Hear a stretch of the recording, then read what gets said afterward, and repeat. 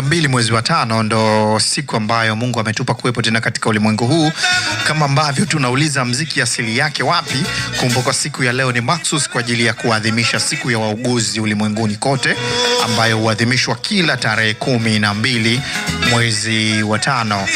Na mwaka huu pia leo ni siku ya kuwakumbuka wauguzi wote ulimwenguni ambao wanajitoa sana kwa ajili ya kuisaidia jamii na kusaidia kuokoa maisha ya mtu mmoja pala popote pale ulimwenguni.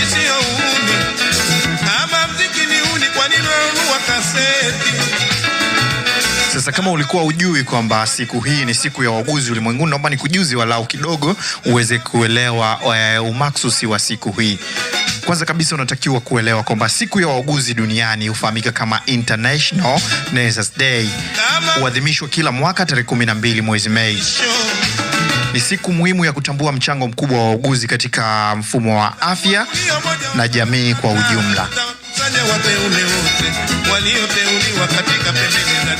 Sasa unaweza ukajiuliza ni kwa ajili gani siku hii iliteuliwa na kufanywa kuwa maalum kwa ajili ya kuadhimishwa mwezi Mei hasa tarehe 12.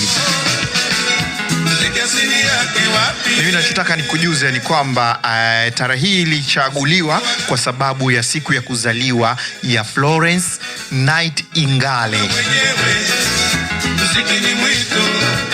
Yeye anachukuliwa kama mwanzilishi wa uuguzi wa kisasa, ambapo tunaweza tukasema alikuwa ni modern, alianzisha ile huduma ya modern nursing kutokana na kazi yake kubwa ya kuhudumia askari na kuboresha mazingira ya usafi wakati wa vita ya Crimea.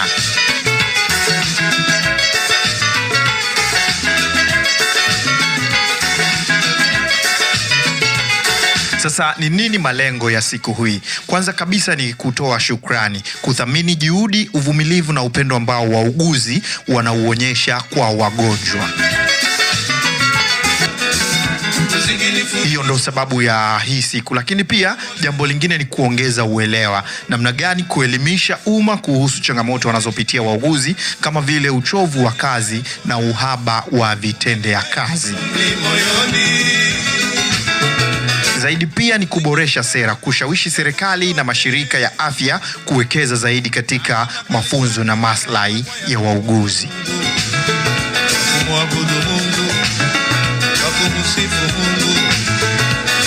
Sasa kila mwaka Baraza la Kimataifa la Wauguzi ICN hutoa kauli mbiu maalum. Kwa mfano katika miaka ya hivi karibuni msisitizo umekuwa kwenye wauguzi wetu, mustakabali wetu. Hii inalenga kuonyesha jinsi uwekezaji kwa wauguzi unavyolinda afya ya dunia nzima.